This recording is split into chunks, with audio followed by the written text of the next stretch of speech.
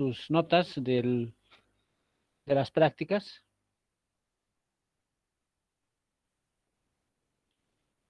Y comentarles también que no están haciendo bien los ejercicios.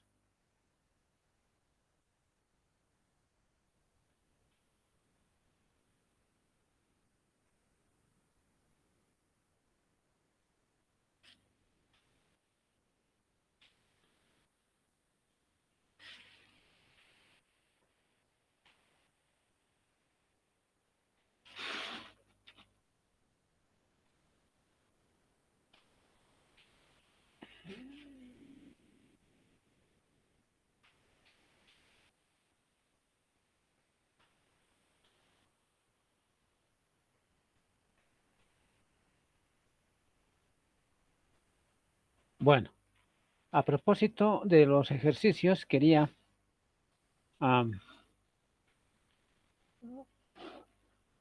hacerles una indicación de cómo deberían haber resuelto el problema para que lo vuelvan a plantear. Ya es necesario que resuelvan estos problemas, que los entiendan, ¿sí? En la segunda práctica que les he dado, se pedía hallar la fuerza eléctrica para compensar, es decir, la fuerza eléctrica de una carga localizada en el punto medio, ¿sí? Para compensar la fuerza de repulsión de varias cargas, ¿no es cierto? Esos han sido los dos problemas que les he dado.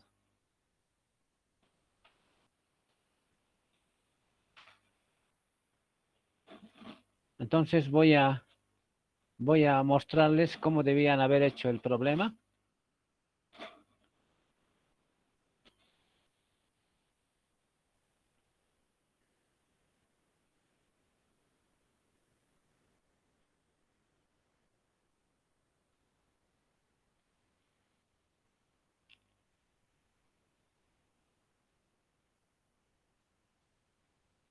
A ver, están 21, 20 estudiantes en realidad hasta este momento.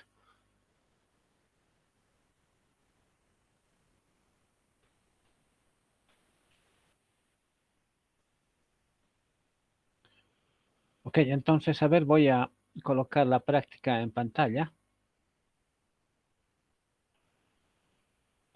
Voy a compartir.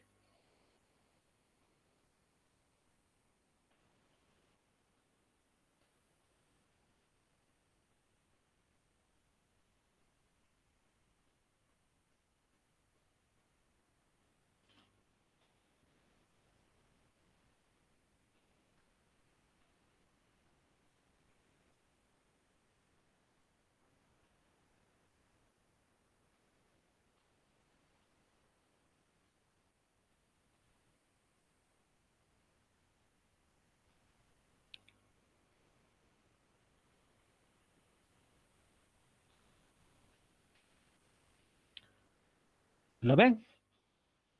Por favor, quiero que me respondan para saber si todo está marchando bien. Si no, pues no voy a saber si está saliendo o no, si lo están viendo o no, ¿ya? Sí se ve, licenciado. Ok. Sí se ve. Entonces, fíjense, este es el primer problema que les he dado. Dice de la práctica número 2, ¿no? Una malla cuadrada de 0.6 metros de lado tiene en sus vértices cargas iguales de 4 microcoulomb. Determinar la carga necesaria que se debe colocar en el centro de esta malla para que la fuerza sobre cada una de las cargas esté equilibrada. ¿Ya? Me parece que el problema está claro, ¿no es cierto? O alguien no lo ha entendido, pero viendo las prácticas que, mejor dicho, viendo lo que me han presentado, las prácticas que me han entregado, parece que muchos estudiantes no han entendido el sentido de este problema, ¿sí? Se trata de cuatro cargas iguales. Vamos a decir positivas, por ejemplo, las cargas rojas, ¿no? Que están en las esquinas, cargas positivas. Entonces dice determinar la carga necesaria que se debe colocar en el centro. En el centro, ¿qué carga voy a colocar? Si las cargas rojas son positivas, ¿qué carga tengo que colocar en el centro para que la fuerza sobre cada una de las cargas esté equilibrada? Obviamente tiene que ser una carga negativa, ¿no es cierto? Porque estas cuatro cargas se están repeliendo unas a otras, ¿de acuerdo? Unas a otras. O sea, este cubo, mejor dicho, este cuadrado de cargas positivas trata de disgregarse. Entonces, yo tengo que colocar en el centro una carga negativa, ¿sí? ¿Para qué? Para que atraiga las cargas positivas y evite que el cuadrado se disgregue. Por eso dice, para que la fuerza sobre cada una de ellas, sobre cada una de las cargas esté equilibrada. Entonces, colocando esta carga negativa al medio, ¿sí? Se trata de que estas cuatro cargas estén en equilibrio. Ese es el sentido del problema, ¿sí? Entonces, ¿qué tenemos que hacer? Tenemos que primero determinar qué fuerza negativa, bueno, qué fuerza de repulsión, más que negativa, ¿no? ¿Qué fuerza de repulsión está actuando sobre cada una de las cargas? ¿De acuerdo? Afortunadamente, el problema tiene cargas iguales, son cargas iguales, y las distancias también son iguales. O sea, el problema es relativamente sencillo en cuanto a la formulación, ¿no? Lo que sí hay que tener cuidado es que son vectores, ¿sí? Estas fuerzas son vectores y no se puede sumar las fuerzas como escalares. He visto en varias de las prácticas que me han presentado que los han sumado como si fuera escalares. Yo calculo una fuerza, calculo la otra y sumo todas las fuerzas. Y después lo igualo a la fuerza negativa de la carga, uh, de la carga negativa que tengo que tener en el centro, ¿sí? Y de ahí hayan una carga, pero está mal, no se puede hacer eso. No pueden sumar las fuerzas como cantidades escalares, como números. No se puede sumar. Son vectores, ¿de acuerdo? Son vectores.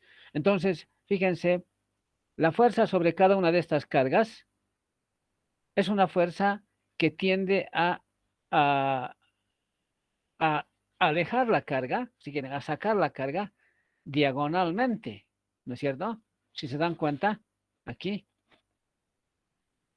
esta fuerza, la fuerza del extremo, es prácticamente una fuerza sobre la diagonal que le empuja la carga hacia afuera, ¿no es cierto? En dirección de la diagonal. Ahora, las dos fuerzas de las cargas laterales, de las cargas que están a sus lados, hacen dos fuerzas, una en dirección vertical, digamos, y otra en dirección horizontal, ¿no es cierto? Una hacia arriba y otra a un costado. La componente, mejor dicho, la composición o la resultante de estas dos fuerzas también es una fuerza en la diagonal. También es una fuerza en la diagonal, ¿no es cierto? ¿Por qué? Por la simetría del problema, porque es un cuadrado. Entonces, la fuerza resultante sobre una de estas cargas es una fuerza en dirección diagonal, ¿ya? En dirección diagonal. Eso hay que hacerlo entonces calculando las fuerzas de los costados, ¿sí? Y sumarlo vectorialmente. Y después a eso hay que sumarlo también vectorialmente la fuerza de la carga que está en el extremo. ¿De acuerdo? Entonces, el problema se reduce a un análisis geométrico, ¿sí? Más que digamos, un problema físico complicado, es un problema geométrico. ¿De acuerdo? Entonces, voy a mostrarles aquí en la pizarra, uh, cómo cómo deberían haberlo hecho. Entonces, vamos a ver aquí. Aquí voy a colocar esto. Uh, caramba.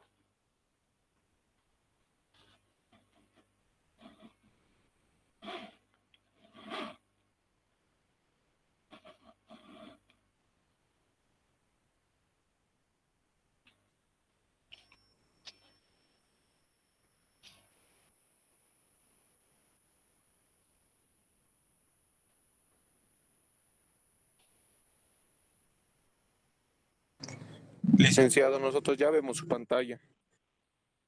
Sí. ¿Qué me decía? ¿Está bien? ¿Están viendo la Sí, estamos pantalla ahora, viendo. la Sí, se pizarra? ve la pizarra, Lice, se ve la pizarra. Ya, ok. Entonces voy a mostrarles en la pizarra.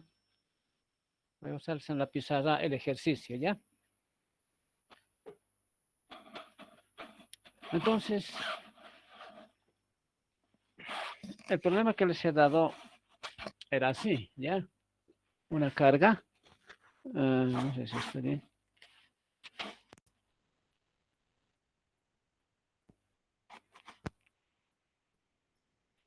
Ahí está. Una carga Q. Aquí otra carga Q, digamos positivas. Aquí también la otra carga y aquí también la otra carga, ¿no? Q, Q, positiva, positiva, positiva, positiva, ¿ya? Entonces la distancia entre las cargas le voy a llamar A, ¿ya? Y ustedes tienen la distancia, pero vamos a poner, al final le vamos a colocar los números, ¿ya? Primero vamos a resolverlo algebraicamente. Entonces, la distancia entre en que carga y carga, la es A, ¿ya? Lado de lado A. Entonces la pregunta decía, ¿qué carga se coloca en el centro? Aquí tiene que ser negativa para que la fuerza sobre cada carga esté equilibrada, ¿no es cierto? Entonces, fíjense, sobre esta carga está actuando la fuerza de repulsión de esta, una fuerza así. Le va a llamar, a esto le llamaremos 1, esto la carga 2, esto la carga 3, esto la carga 4, ¿ya? Entonces la fuerza 2, 4 2,4 es así, fuerza de repulsión. La fuerza 3,4 es otra fuerza de repulsión que está así. Fuerza 3,4. 3,4. ¿Ya? Entonces, esas son las fuerzas de 2 a la 4 y de 3 a la 4. Y la fuerza de 1 a la 4, que es prácticamente sobre esta línea, es esta fuerza. Esta es la fuerza 1, 4. Entonces, fíjense entonces, resulta que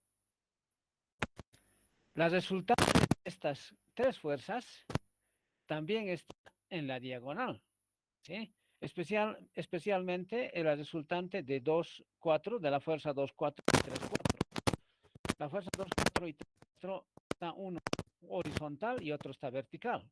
Y además son iguales, ¿no? Y están a 45 grados. Entonces, su fuerza resultante está en la dirección de la diagonal. A esa fuerza se suma la fuerza que está en la misma diagonal de la carga 1, ¿no? Que es la fuerza 1, 4. Entonces simplemente hay que calcular la fuerza 3, 4 o la fuerza 2, 4. La fuerza 3, 4 va a ser K, ¿no es cierto? 3, 4, K, producto de las cargas, Q cuadrado, porque es la misma carga, dividido entre el cuadrado de la distancia, A cuadrado, ¿sí? Esa es la fuerza 3, 4. Está, si quieren, en dirección Y, ¿ya? Así me han colocado algunos, está bien. La fuerza 2, 4, la fuerza 2, 4 está abajo y es igualito, ¿no? Es menos K, Q cuadrado sobre A cuadrado en dirección J. ¿Sí? Por eso tiene el signo negativo, ¿ya? Estoy colocando el signo negativo porque está dirigido hacia abajo del sistema de coordenadas. Si esto es positivo y arriba es positivo, entonces abajo es negativo, ¿ya? Entonces, estas serían las fuerzas 3, 4 y 2, 4. Ahora, la fuerza 1, 4, la fuerza 1, 4, está en dirección diagonal, ¿sí? Entonces, ¿qué hago? Algunos han descompuesto la fuerza F1,4 en sus componentes horizontal y vertical, ¿sí? Lo han descompuesto, han sumado a la fuerza 3,4 la componente horizontal y a la fuerza 2,4 la componente vertical. Y después han vuelto a hacer la composición, ¿sí? Está bien, ¿ya? Pero es insulso, o sea, prácticamente es un paso de más. Lo único que hay que hacer aquí es simplemente hallar la resultante de la fuerza 2, 4 y 3, 4 y sumarle a la de 1, 4 que está en la misma dirección. ¿Ya? Ok. Entonces, ¿cuánto sale? Estas son fuerzas que están en dos direcciones. Entonces yo tengo que sumar y como vectores me va a dar esto. El módulo va a ser igual, el módulo de la fuerza 3, 4 más la fuerza 2, 4. Estos son vectores. El módulo de estas dos fuerzas quiere decir el tamaño de la fuerza resultante de 2, 4 y 3, 4. Simplemente va a ser la raíz cuadrada de esto al cuadrado, kq cuadrado sobre a cuadrado, todo al cuadrado, más k lo mismo, ¿no? Q cuadrado sobre a cuadrado al cuadrado, raíz cuadrada. ¿De acuerdo? ¿Lo ves?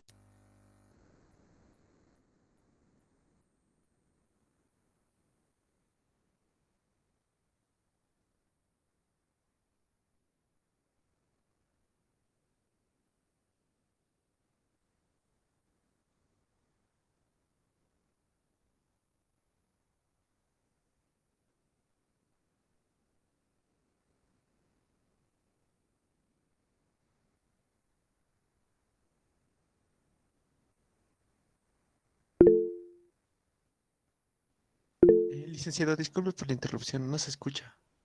Creo que se apagó el micrófono.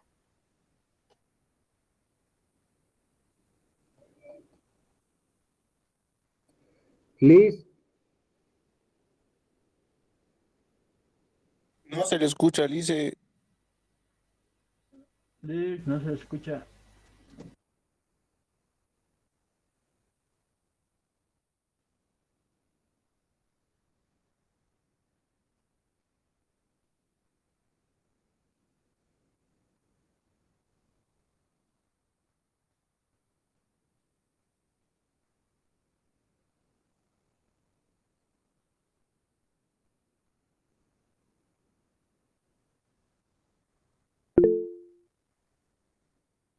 Parece que están escuchando. A ver, ahora sí me escuchan, ¿no? Sí, licenciado, ahora sí. Ya, por favor escriban en el chat, ya, porque ahí es donde voy a ver. Ahora sí, dice, ya, muy bien, había tal vez una desconexión, ya. Ya, ok, entonces voy a repetir, ya, voy a repetir para... El problema era encontrar la carga negativa en este cuadrado de cargas, de modo que estas cuatro cargas que son positivas, hemos dicho, estas cuatro cargas positivas, no se disgreguen, porque como son positivas, se repelen unas a otras, ¿no es cierto? Hay una carga que se repele, esta quiere salir en esta dirección, es repelido así, este es repelido así, este es repelido así, ¿ya? Entonces las cuatro cargas quieren salir, ¿ya? ¿Por qué? Porque se repelen unas a otras. Entonces hay que hallar una carga negativa para colocarlo en el centro, de modo que esta atraiga esta carga, la traiga esta otra, la traiga esta otra y la traiga esta otra y esté todo en equilibrio. ¿De acuerdo? Ese era el sentido del problema. ¿Sí? Entonces, ¿qué hemos hecho?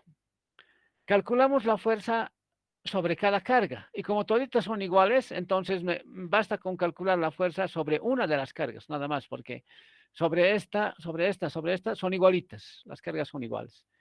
Ok, entonces he elegido la carga número 4 para calcular las fuerzas sobre 4, ¿ya? De la carga 2 y de la carga 3, ¿de acuerdo? De la carga 2 y la carga 3. Entonces, de la carga 2 es la fuerza 2, 4, aquí está, ¿ya? Y de la carga 3 es 3, 4 y aquí está, ¿sí? Entonces, estas dos fuerzas que están perpendiculares, ¿sí?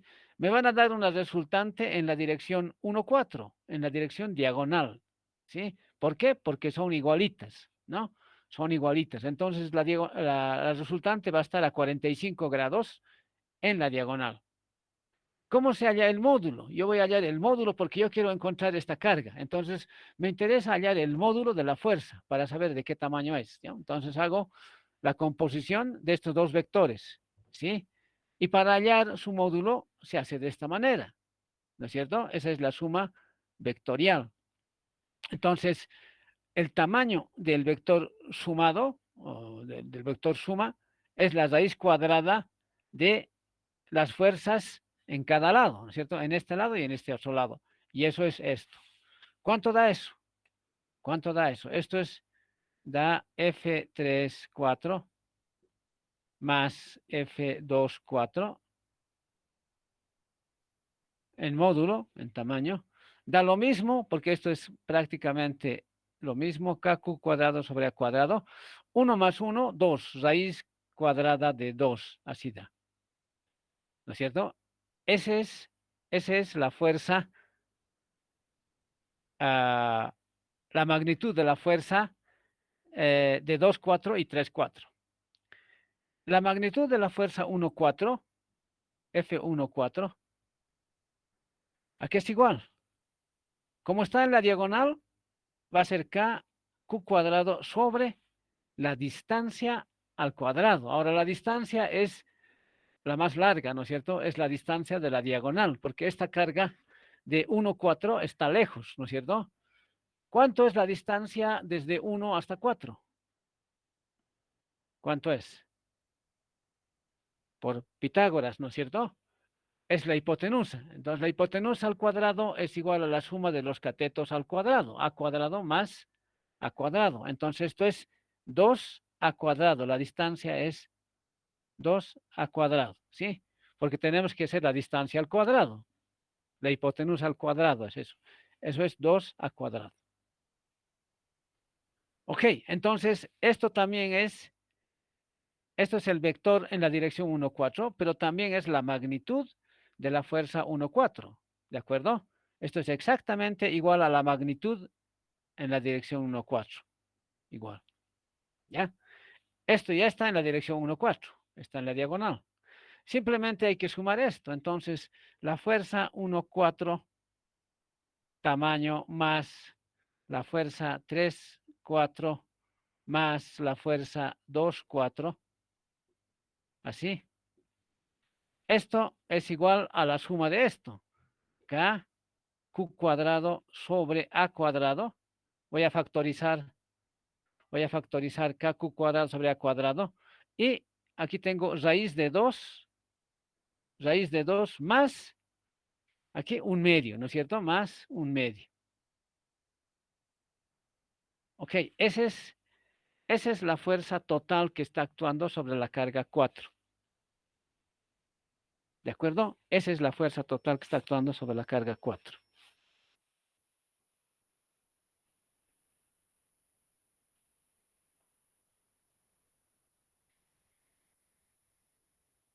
¿Ya? ¿Está claro?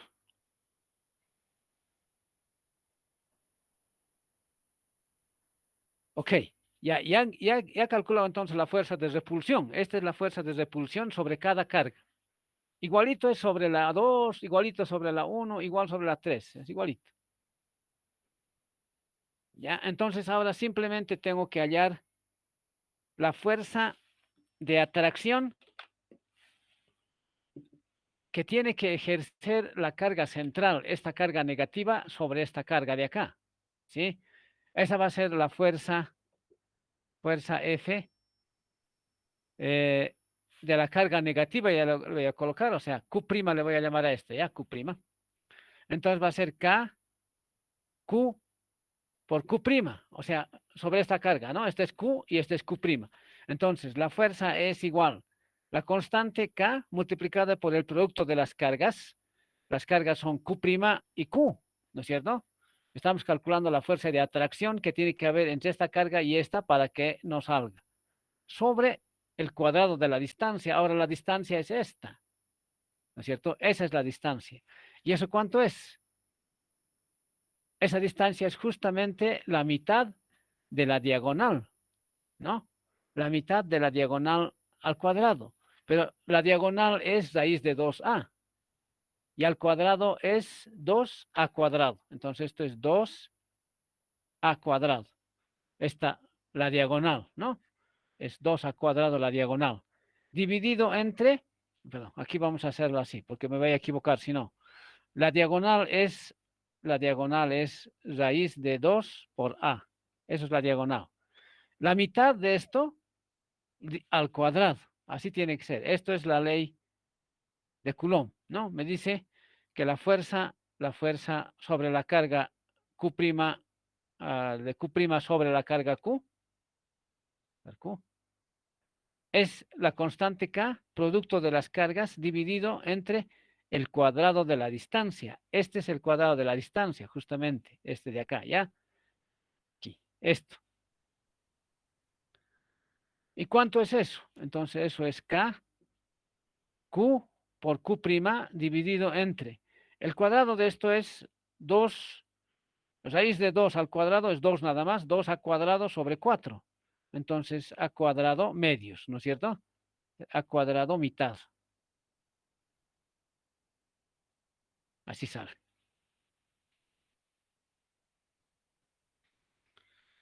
Y esta fuerza Q, Q',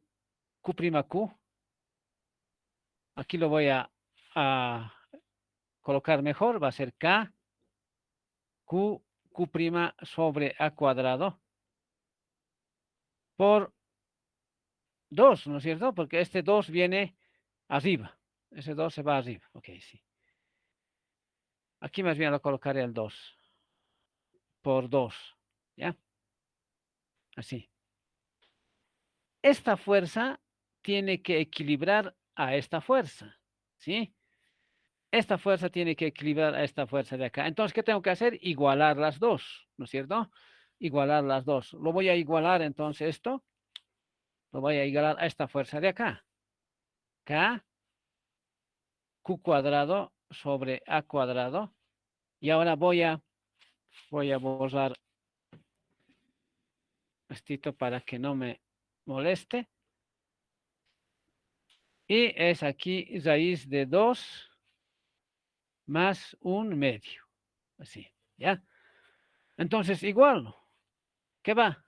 A con A cuadrado se va. La constante K se va también. Una de las Q se va porque este es Q cuadrado y este es Q. Se va con esto. Entonces me queda Q'. Es justamente lo que yo quiero hallar. Q' igual. Aquí debe haber un signo negativo, ¿no es cierto? Porque esta fuerza va a ser negativo aquí. ¿Ya? Una fuerza negativa es esto porque es de atracción. Menos, aquí menos, ya. Entonces aquí va a haber un signo menos, menos. Se ha ido todo, queda simplemente Q', igual este 2 viene a dividir, eso es 1/2 de raíz cuadrada de 2 más 1/2. Así, ¿no? Veces Q, porque aquí se ha simplificado una Q, pero queda una Q. Y este es el resultado. Este es el resultado del problema, ¿de acuerdo? Ese es el resultado del problema. ¿Sí? ¿Cuánto vale eso? ¿Cuánto vale eso? Entonces ahora, pues hacen, si quieren, agarran la calculadora y hallan el valor numérico de esa operación. ¿Ya? Entonces, ¿cuánto es? Aquí está, vamos a ver. Eso es raíz cuadrada de 2. Raíz cuadrada de 2 más raíz cuadrada de 2 más 1/2. 1 dividido 2 por 1/2.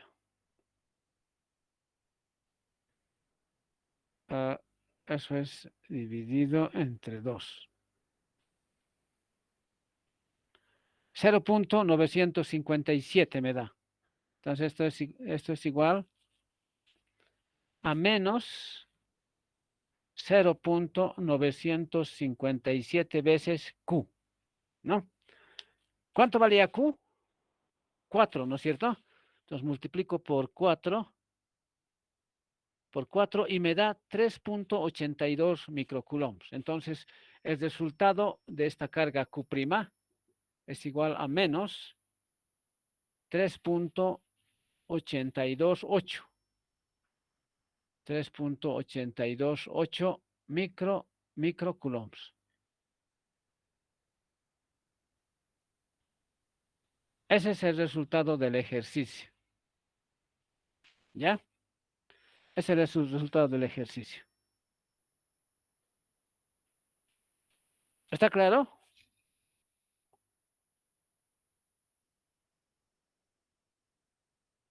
¿Así lo han hecho? Pregunto. ¿Han hecho así?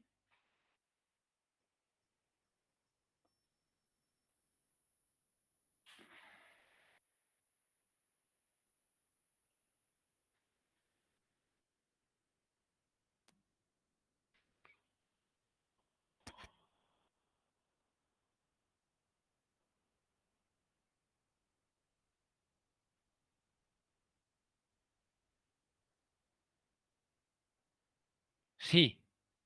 Es decir, ¿se puede descomponer los vectores o no? ¿Ya? Todo depende del problema. Todo depende del problema. Para hacerlo de manera más sencilla, hay que ver la simetría, ¿no? La simetría del problema. Viendo la simetría del problema, entonces puede ser conveniente no descomponer los vectores, ¿no es cierto? Y más bien componer los que estén en otras direcciones. ¿De acuerdo? Todo depende prácticamente del tipo de problema que hay. Por eso, cuando les den un problema de esta naturaleza, primero lo que hay que hacer es pensar la estrategia, ¿no? ¿Cómo atacar el problema? ¿Qué es lo más fácil? ¿Sí? Entonces, hay que ver si el problema es simétrico, entonces ir por el lado de resolver por la simetría. ¿Sí? Por la simetría. Entonces, ahí se simplifican los pasos. Se simplifican los pasos y el problema se resuelve fácilmente. ¿De acuerdo?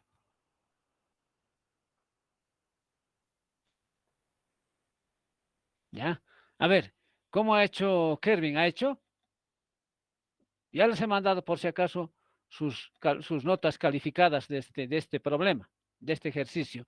Entonces, algunos tienen muy baja nota porque prácticamente lo han hecho mal. O sea, han sumado las fuerzas como escalares, han descompuesto las fuerzas y las han sumado también como escalares, pero se han equivocado, han cometido errores algebraicos, errores aritméticos y por eso tienen una nota reducida, ¿sí? Pero los que han hecho así como les he mostrado, o parecido por lo menos, tienen la nota correspondiente, ¿ya? Quiero decirles que este tipo de problemas tienen que poderlo hacer porque el examen parcial va a ser algo como esto, ¿ya? Porque a mí me interesa que ustedes sepan trabajar con vectores, ¿sí? Sí, con las magnitudes vectoriales como son el campo eléctrico, el campo magnético, etcétera, ¿sí? Tienen que tener dominio de eso, ¿ya? Entonces, quiero que memoricen, quiero que aprendan, quiero que ¿cómo se dice? Asimilen este ejercicio y hagan más problemas de este tipo, ¿ya? Yo les puedo colocar una serie de problemas de este tipo para que ustedes practiquen, ¿de acuerdo? De hecho, en Internet hay un montón de problemas. Como le dije antes, seguramente también van a ver un montón, ¿sí? Pero en el examen les voy a colocar un problema parecido, ¿de acuerdo? Hagan, ¿ya? Me interesa que hagan, porque si no, pues, vamos a estar en lo mismo. El anterior semestre prácticamente ha habido mucho malos resultados porque no pueden hacer un problema sencillo como este, ¿ya? Ok, entonces, así es como tenían que hacer el problema. ¿Tienen alguna pregunta? ¿Alguien tiene alguna aclaración? ¿Quiere una aclaración? ¿Alguna cosa?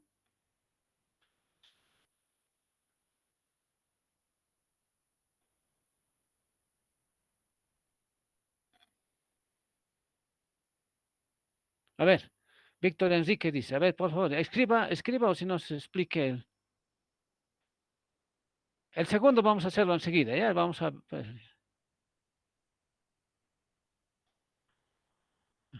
Ya, a ver, dice, si en el examen voy a colocar problemas en tercera dimensión, ¿sí?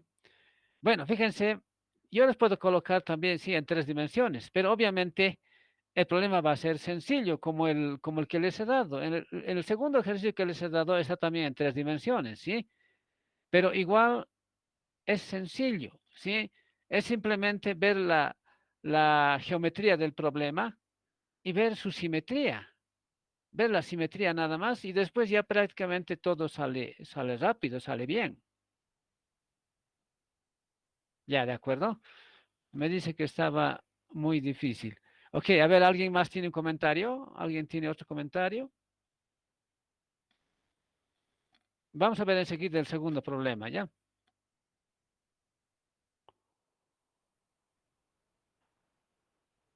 Ok, entonces veamos el segundo problema. El segundo problema es parecido a este, ¿sí? De hecho, ya no es un cuadrado, sino es un cubo, ¿sí? Un cubo con ocho cargas en los vértices, ¿sí? En los vértices. Y había que hallar una carga en el centro del cubo, ¿sí? De tal manera que equilibre las fuerzas de de estas cargas negativas que tratan de disgregarse, ¿no? Igualito que el caso del cuadrado, ¿ya? Entonces, ¿qué había que hacer? Igual que en este problema, ¿sí?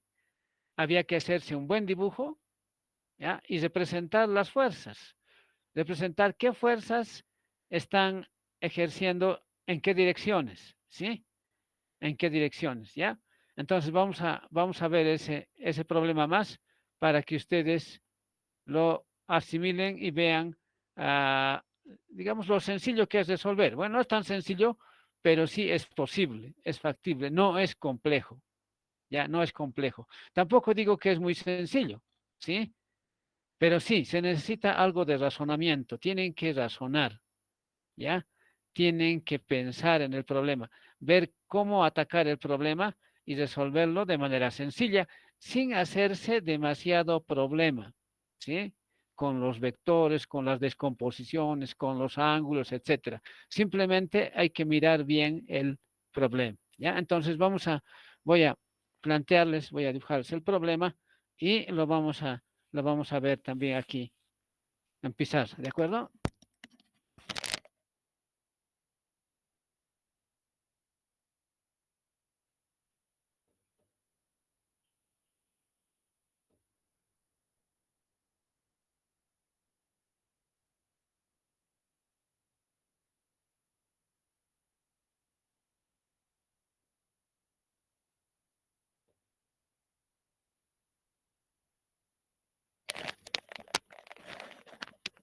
Bueno, entonces el problema era de 8 cargas. Ahora tengo un sistema tridimensional. ¿Cómo estaba? Voy a colocar el problema aquí. Es un cubo realmente, entonces un cubo.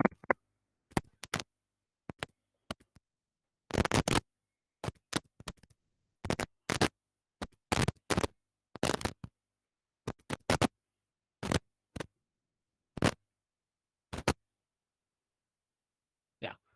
Entonces aquí ya tengo carga, aquí tengo otra carga, tengo otra carga, tengo otra carga, tengo otra carga aquí, aquí tengo otra carga,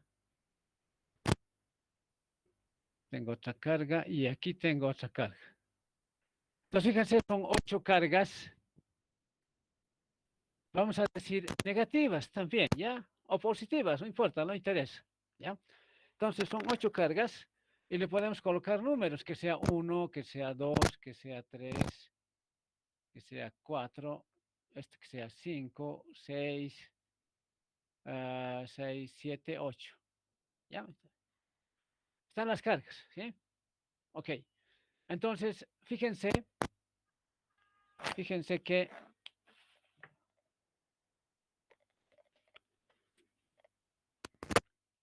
primero voy a trabajar con la carga número 7, ¿ya? La carga número 7. ¿Qué pasa sobre la carga número 7? Sobre la carga número 7 está actuando la carga número 4 de repulsión, ¿no? Lo está repeliendo la 4. Lo está repeliendo también la 8, ¿no es cierto? Y la 6. La 6, la 4 y la 8 lo están repeliendo en los ejes. Los otros también los repelen, o sea, prácticamente todas las cargas los repelen a una, ¿no es cierto? De las 8 cargas, 7 cargas hacen repulsión sobre una carga, ¿no es cierto? Y como el problema es simétrico, es un cubo, esas fuerzas son toditas iguales, ¿sí? Toditas iguales, solamente que la dirección es diferente. La dirección está en la diagonal principal del cubo, ¿ya? En la diagonal principal del cubo. Entonces, el cubo tiene 3 diagonales principales, ¿no es cierto? Que las que van de eje a eje, ¿ya? Entonces, aquí vamos a colocar, aquí voy a colocar la carga central. Voy a poner esta carga, por ejemplo, de aquí a aquí, ya aquí. Esta va a ser la carga negativa que yo estoy buscando, ¿sí?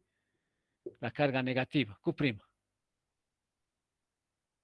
Ok, entonces fíjense que aquí tengo una fuerza de repulsión que es de 4,7. Fuerza 4,7. Aquí tengo una fuerza de repulsión de 6,7. Esta es fuerza de repulsión 6,7.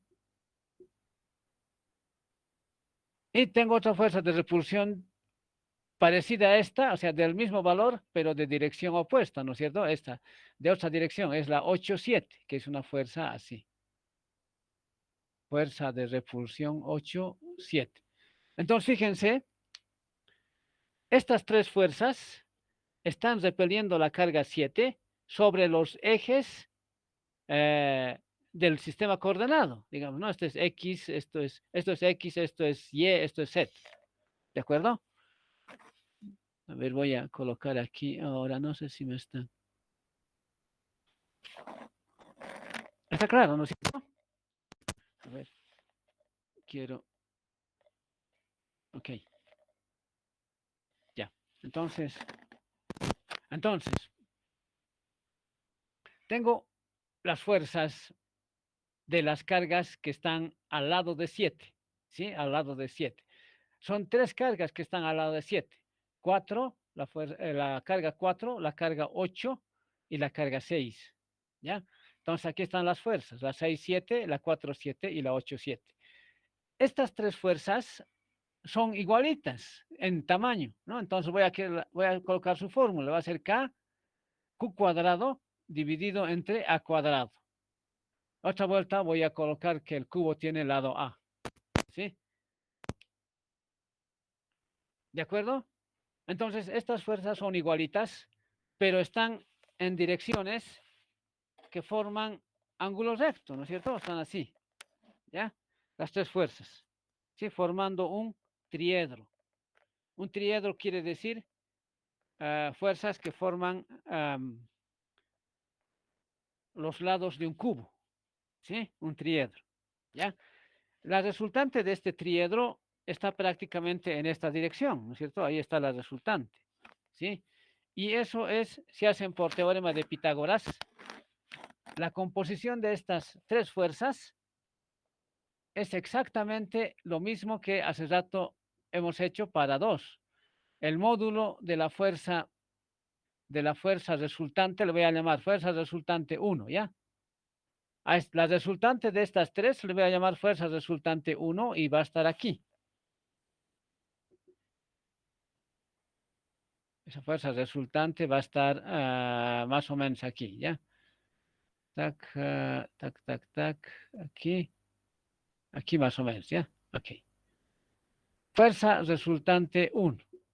Eso va a ser por Pitágoras, ¿sí? Por Pitágoras en el espacio. Entonces va a ser K, Q cuadrado sobre A cuadrado, ¿sí? Todo al cuadrado, raíz cuadrada, ¿sí, no?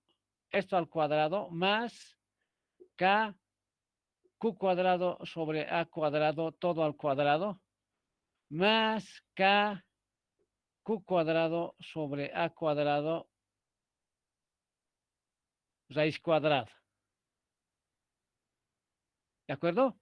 Cada fuerza es esto, y cuando hallo la resultante, tengo que hacer así, ¿ya?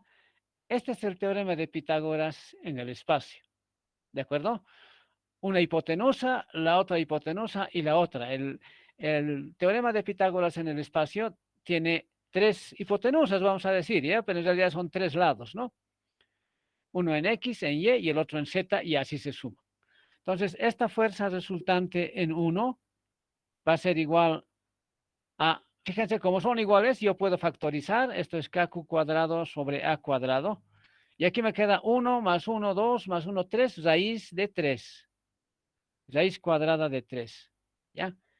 Esa es la fuerza resultante de estas tres fuerzas. ¿Ya? Ahora voy a calcular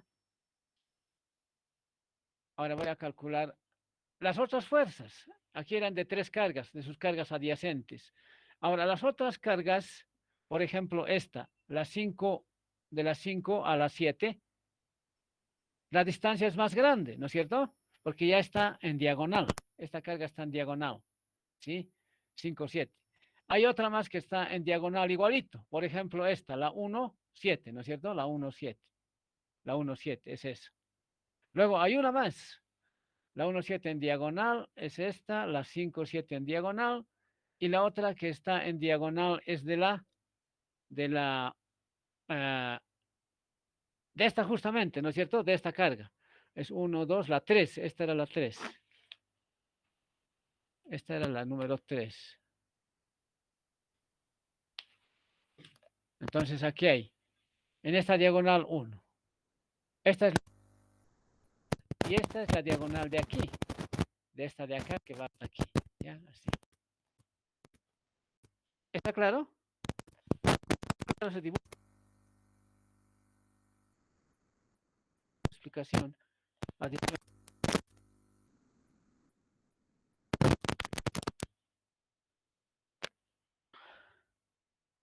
A ver, quiero que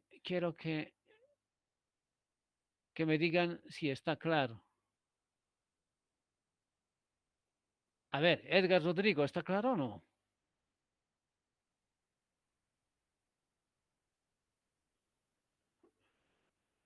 Todo claro, Liz, ok. Edgar Rodrigo también. José Carlos Quispe, a ver. Ok, muy bien. Muy bien, vamos a ver a alguien más, a ver. Ángela, ¿está claro? Ángela Sí, Giselle. licenciado. Sí, sí. Ya, ok, entonces vamos a continuar. Ya.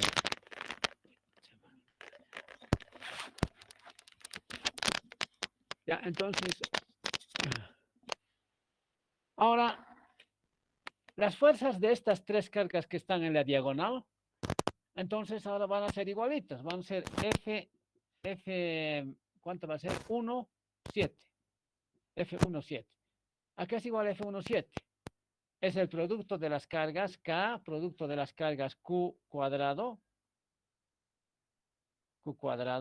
dividido entre la distancia al cuadrado. Pero ahora la distancia ya no es A, ¿no es cierto?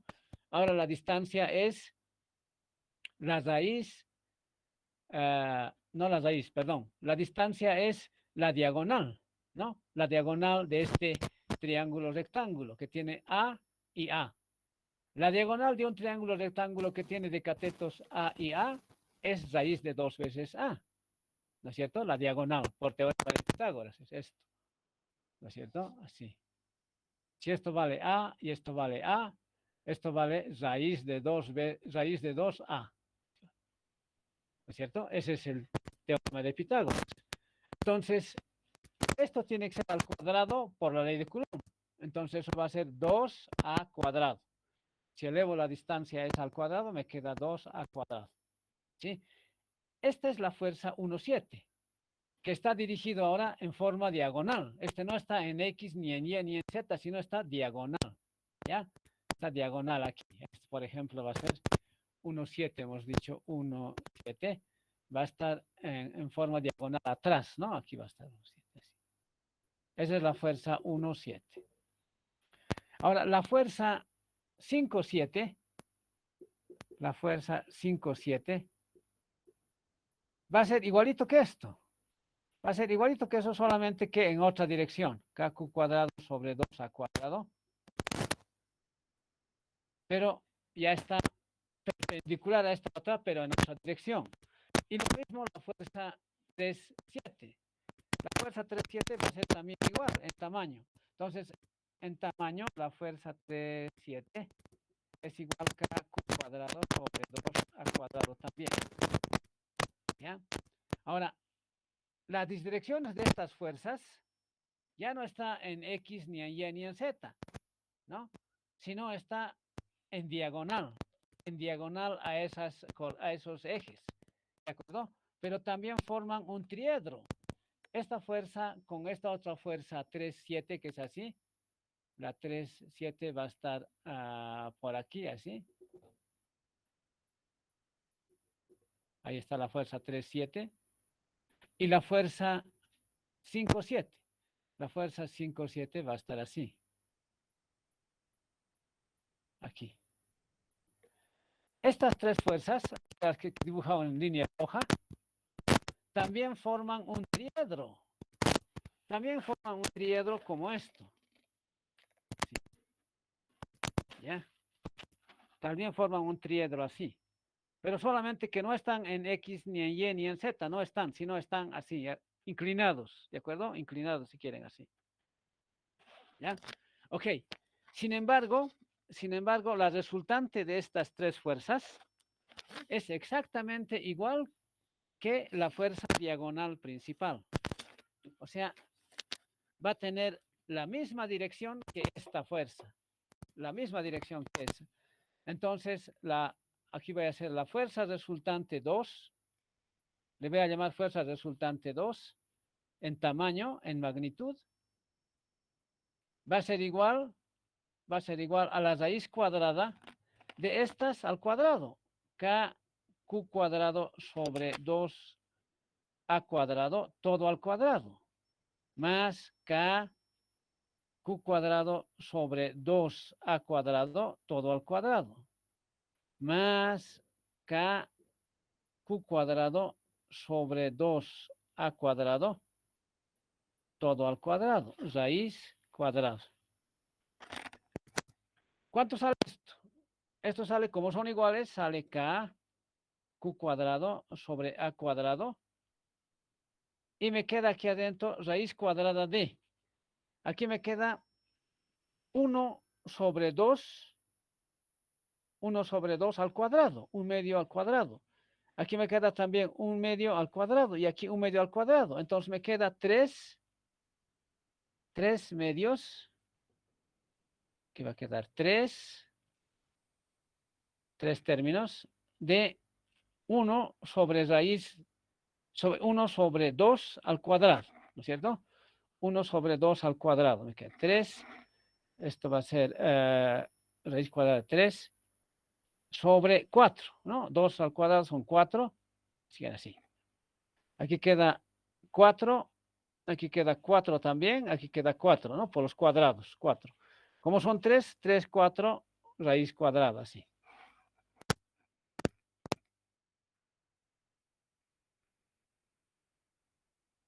¿Está bien? ¿No es cierto? Aquí queda un cuarto, un cuarto, un cuarto, un cuarto. Como son 3, 3 cuartos. ¿Ya? Esta es la fuerza resultante 2 de las fuerzas diagonales.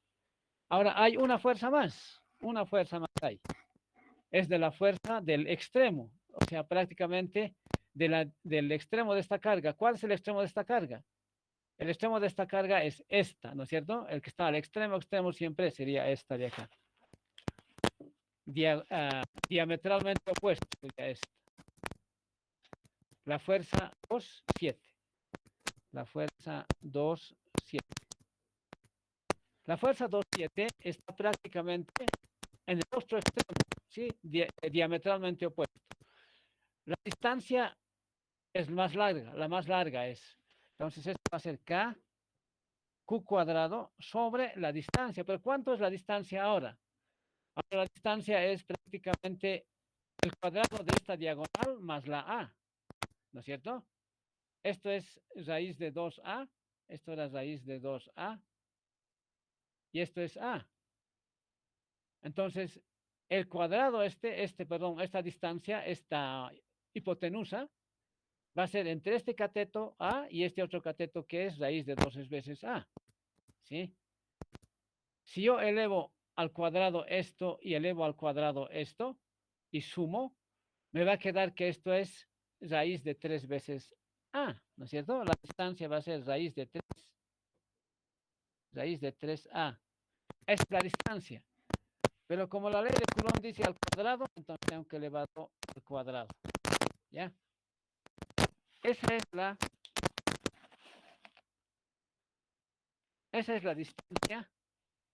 la distancia que hay entre la carga al extremo y la carga 7, la carga sobre la que estoy calculando la fuerza. ¿De acuerdo? ¿Cuánto vale esto? Esto es igual a K. Voy a factorizar ahora también Q cuadrado y voy a factorizar A cuadrado. Entonces me queda aquí simplemente un tercio, ¿no es cierto? Me queda un tercio. Un tercio. Ok. Entonces ahora, ¿cuánto es la fuerza total? Una cosa antes. Esta fuerza 2,7 es una fuerza que está dirigida diagonalmente en dirección de la diagonal principal. ¿De acuerdo? En dirección de la diagonal principal. Igual que la dirección que tiene la fuerza resultante 1 e igual que la dirección que tiene la fuerza resultante 2. ¿De acuerdo? Porque esto está también en la diagonal principal y este también está en la diagonal principal. ¿Sí? Entonces prácticamente las fuerzas de las 7 cargas sobre esta carga me dan una dirección y esa dirección es la diagonal principal de este cubo. ¿Ya? La diagonal principal de este cubo. ¿Qué tengo que hacer entonces? Ahora ya tengo la magnitud de la fuerza FR1, tengo la magnitud de la fuerza FR2, ¿no? Esto es la magnitud de la FR1, esto es la magnitud de la fuerza FR2 y esta es la magnitud de la fuerza 2,7, que es de la carga al extremo. Aquí está como vector, pero como escalar es lo mismo, porque estoy calculando en la dirección de la diagonal principal.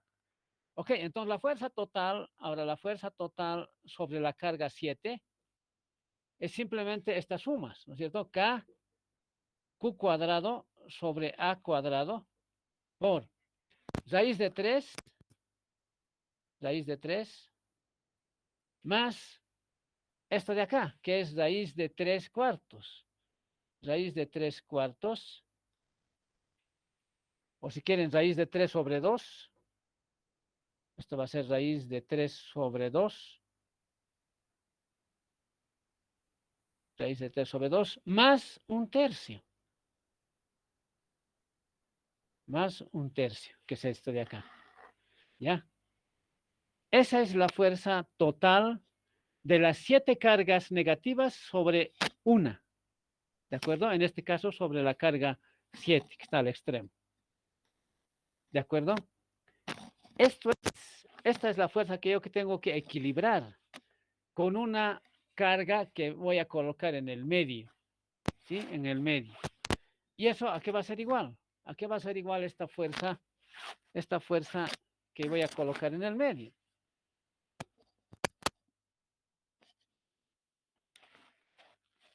¿Ya? Entonces voy a colocar eso. Voy a hacer así. Entonces, la fuerza de la carga Q' sobre la carga 7, Q' sobre la carga 7, va a ser igual a K, Q por Q', o sea, producto de las cargas Q' por Q, ¿no es cierto?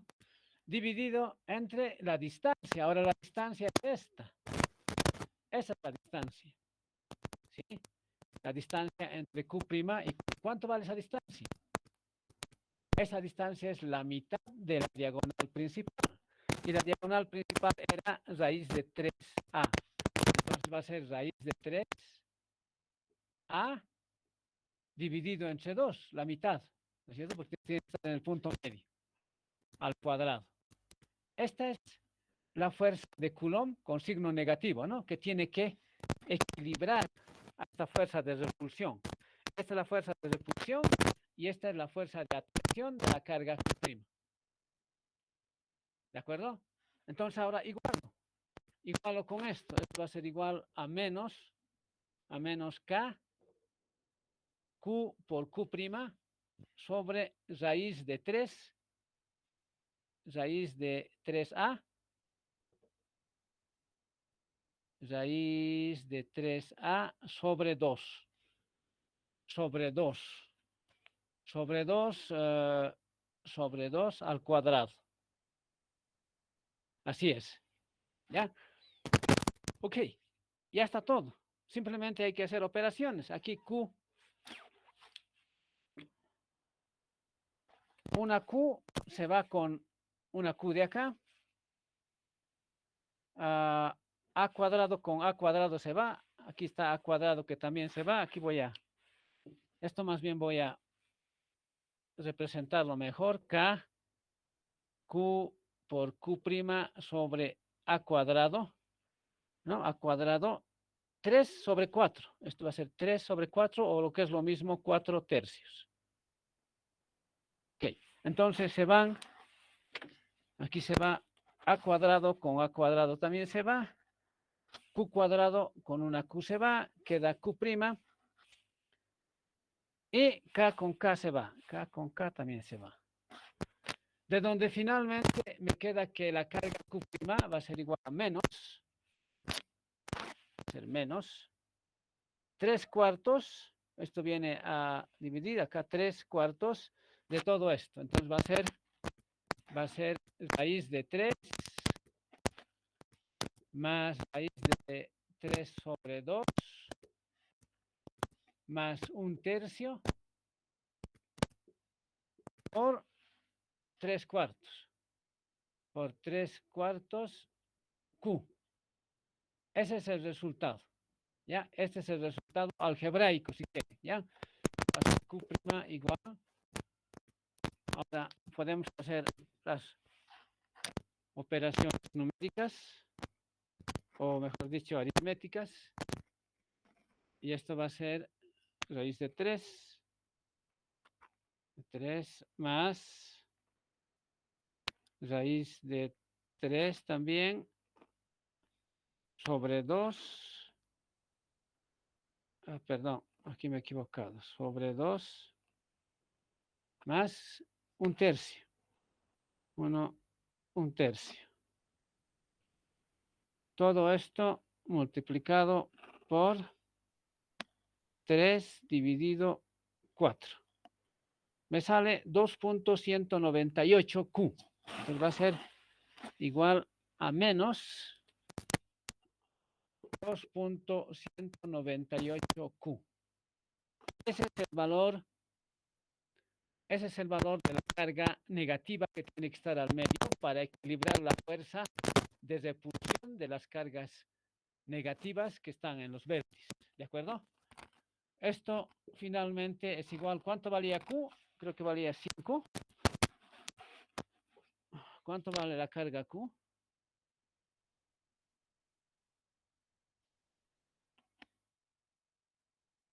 5 microcoulombs, ¿no es cierto? La carga Q vale 5 microcoulombs. Ok, entonces multiplicamos por 5.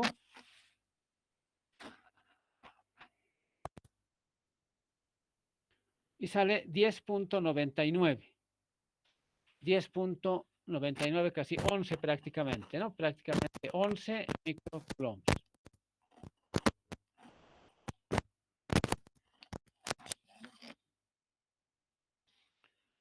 Ya. ¿Está claro?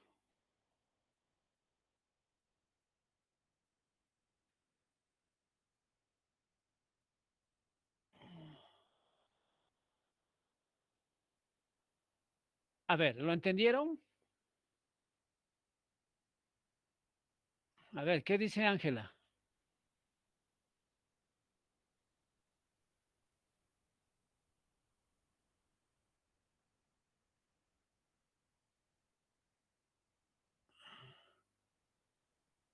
Daniel Claro dice que está claro, está todo bien. ¿Qué dice además Joel? ¿Qué dice Alan Hernán? A ver.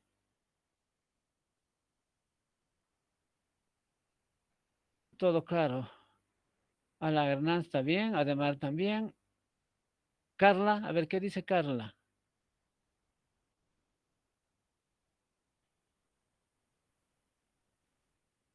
Carla no dice nada.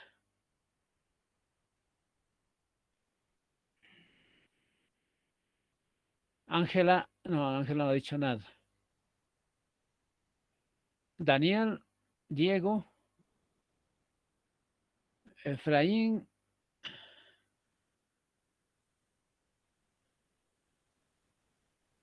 Gabriel, Andrés.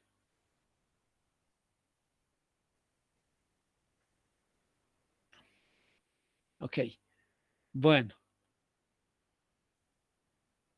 Entonces, así era el problema, ¿ya? Así es como tenían que haber hecho. ¿Les ha parecido muy complejo, muy difícil?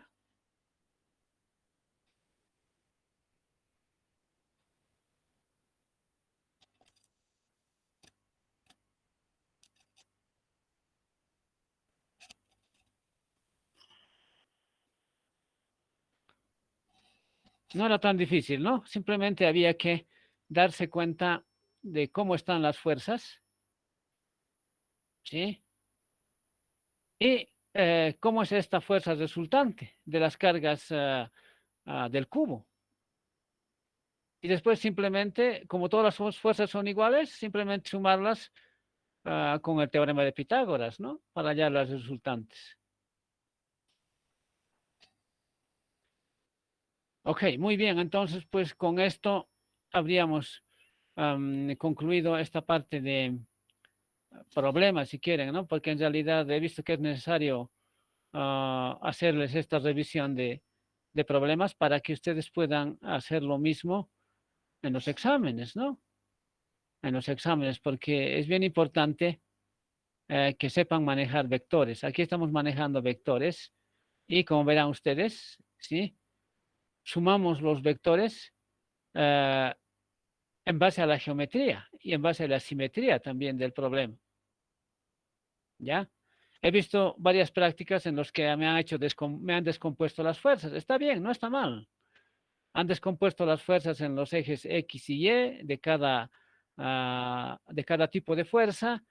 Después han sumado, han hecho la composición y han hallado. Claro que les ha salido más complejo, ¿no? Más largo.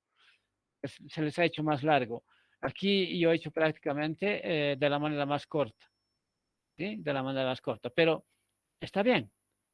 Está bien, pueden hacerlo, digamos, paso por paso, haciendo la descomposición de las fuerzas y después volviendo a hacer la composición, ¿no? Claro, se tarda un poquito más, pero el resultado va a ser el mismo. ¿Ya? Ok, entonces les voy a dar otra práctica más ahora, pero va a ser de campos eléctricos que hemos visto la anterior semana, ¿ya? Ahora vamos a avanzar un poquito en lo que es el tema del capítulo número 2 ahora. Ok. En en la anterior semana hemos visto, ok, estaba aquí. Perdón, voy a colocar aquí el capítulo 1.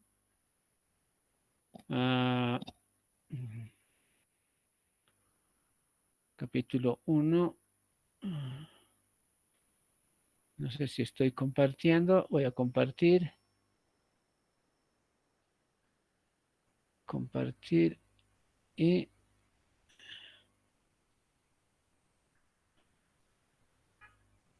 aquí está. No, esto es.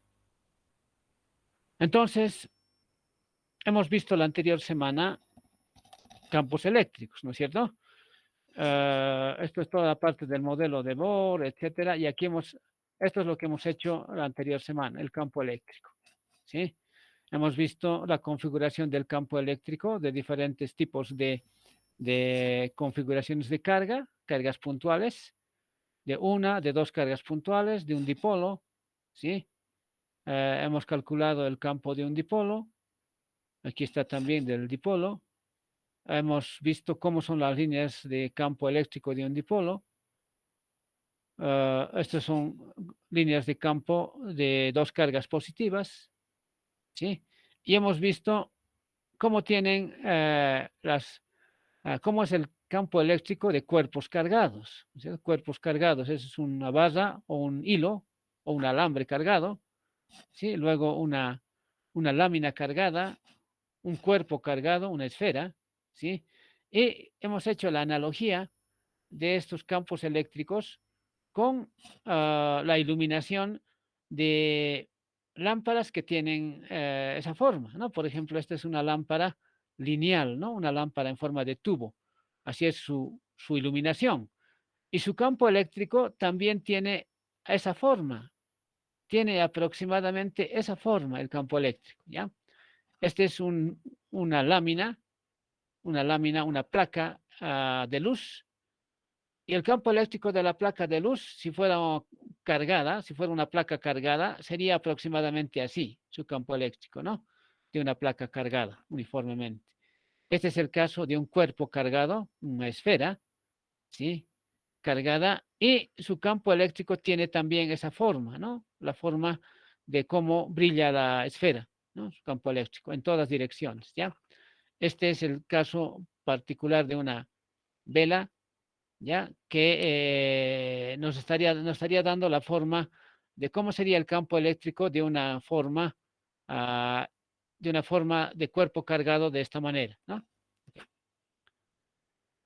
Hemos visto cómo se denominan los cuerpos cargados de acuerdo a su geometría, ¿no es cierto?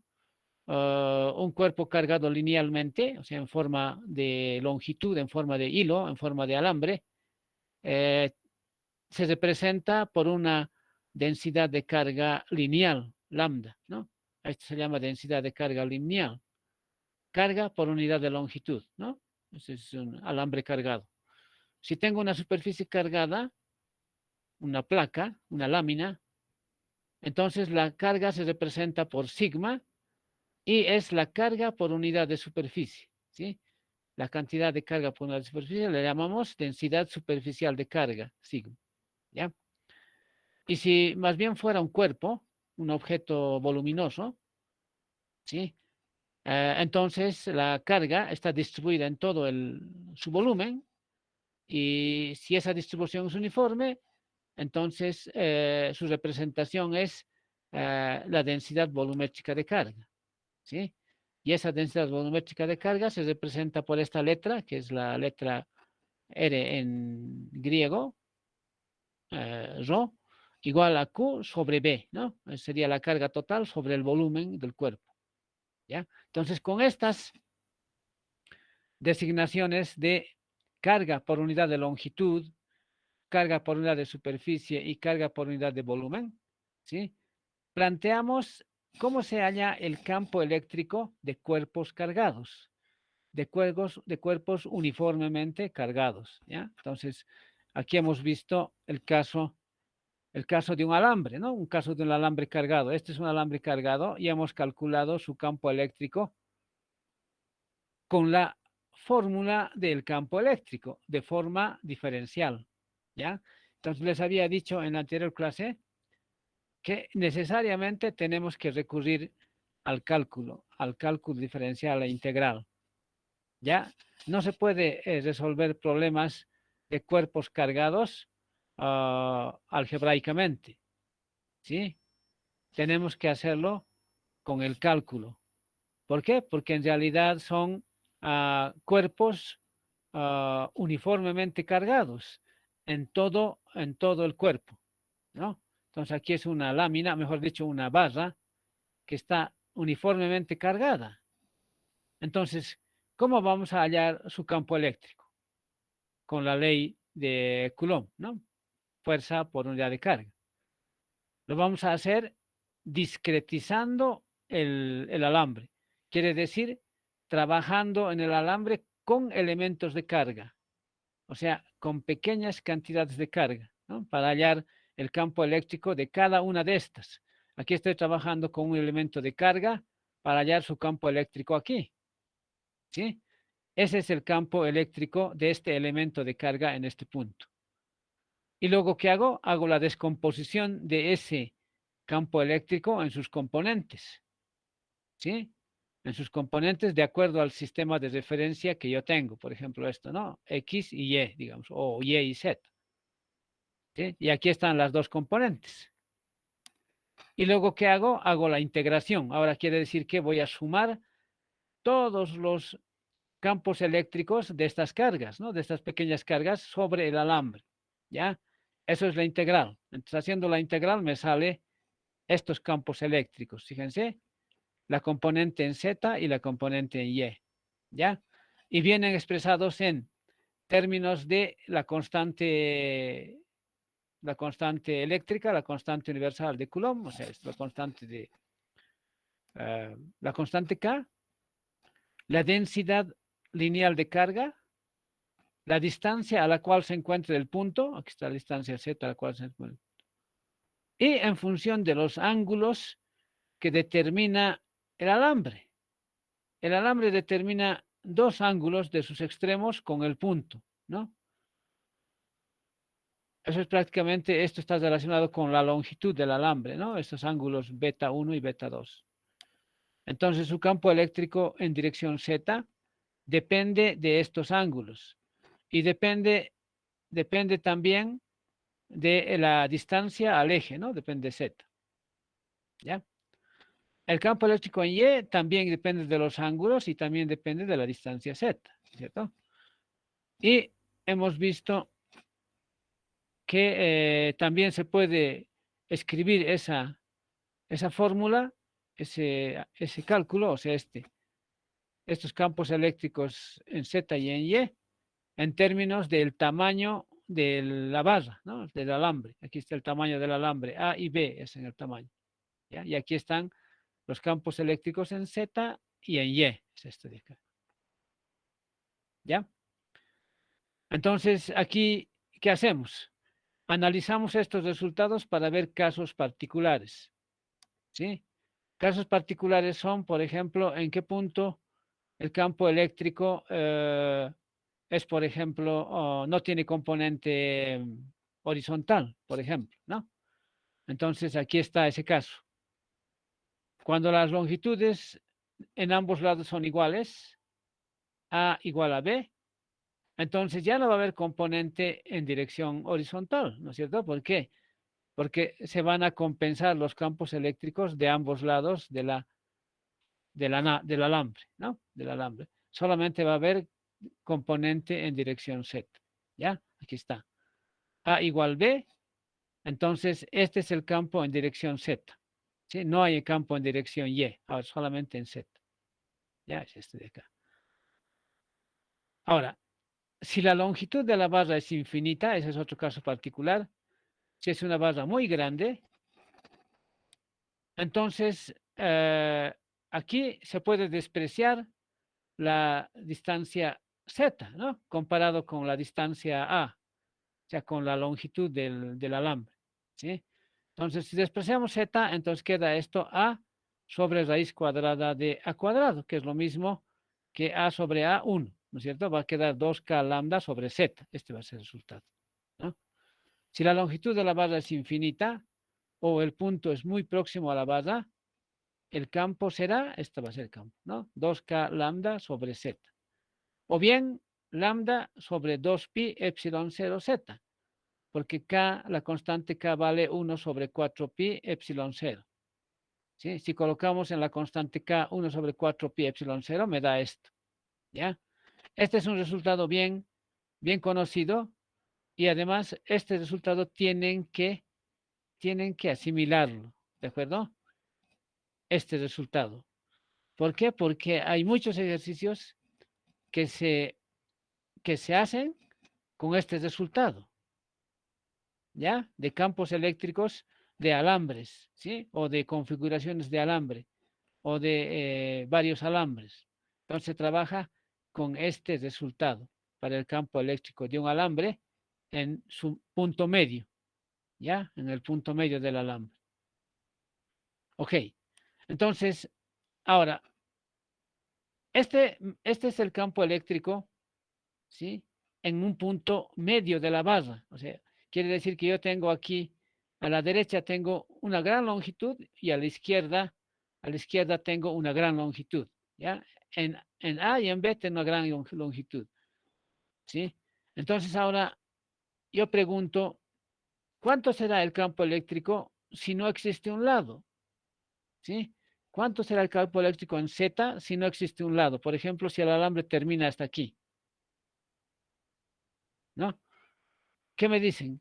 ¿Qué resultado me pueden dar si yo les digo cuánto es el campo eléctrico? Si les pregunto cuánto es el campo eléctrico de una barra semi-infinita en su extremo. Una barra semi-infinita es la mitad de esto, ¿no es cierto? En el extremo. Entonces, ¿cuánto será el campo eléctrico aquí si uno de estos lados no existe?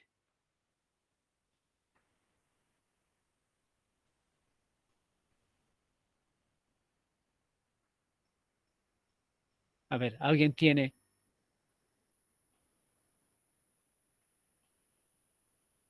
alguna idea? A ver, vamos a ver si alguien...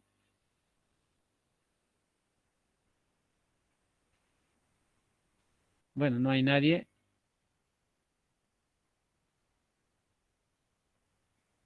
¿Alguien me podría decir cuánto sería el campo eléctrico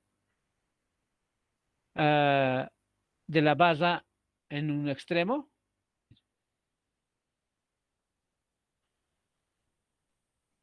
Lambda 4 pi epsilon 0 por z. A ver, otra vuelta. Lambda 4 pi epsilon 0 por z. Correcto. ¿No es cierto? Va a ser justamente la mitad de este valor, ¿no? Va a ser la mitad de este valor. Eso es lambda sobre 4 pi epsilon 0 z. ¿Por qué va a ser la mitad? Porque estamos diciendo la mitad del alambre, ¿no es cierto? Si solamente es la mitad, entonces el campo eléctrico va a ser la mitad de este valor.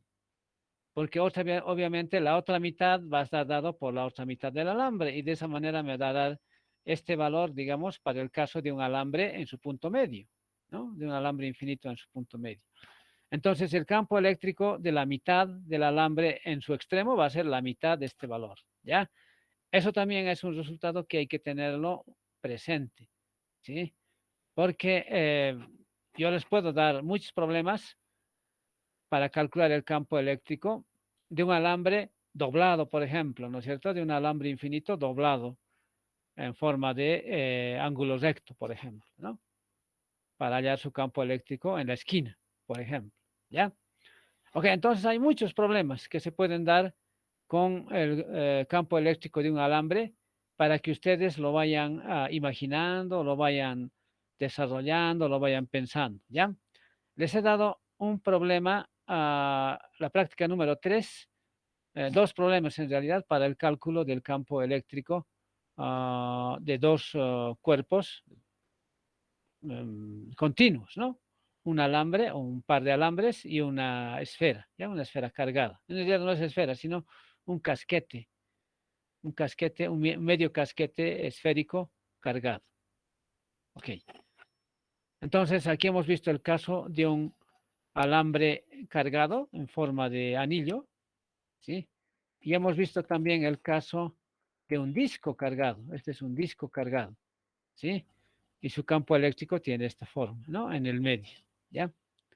Entonces, esto es lo que quiero que se aprendan, estos resultados para el caso del alambre, mejor dicho, del anillo cargado, que sería este, y para el caso del disco cargado en su punto medio, que sería este, ¿no? Este sería esto, y este es el resultado particular cuando el plano es muy grande, o sea, cuando el disco es muy grande, ¿ya? Ok.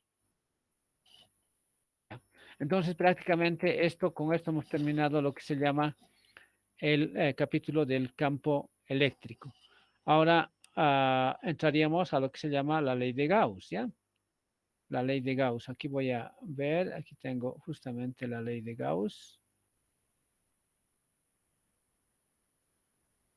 Ya, esta es la ley de Gauss. ¿Qué es la ley de Gauss? ¿A qué se llama ley de Gauss o cómo se entiende la ley de Gauss? La ley de Gauss observa el campo eléctrico como un fluido que emerge de una carga y dependiendo de la forma geométrica del cuerpo, dice, en particular si es simétrica, dice, el producto del campo por el área es una constante, ¿ya? A este producto se denomina flujo eléctrico, ¿de acuerdo? Entonces, vamos a entender la carga como si fuera un foco de luz, ¿ya? Digamos, como una fuente de luz, ¿no es cierto? La fuente de luz emite sus rayos que salen de la fuente y estos rayos de luz se manifiestan en todo el espacio, ¿no es cierto? Van a todo lado, ¿ya? Entonces decimos que está fluyendo. En este caso estaría fluyendo luz, ¿no es cierto? Para el caso de una carga sería flujo de campo eléctrico. Okay. Entonces, aquí está la representación matemática de lo que es un flujo. Ya, aquí está. Flujo es esta letra que representa la letra griega phi.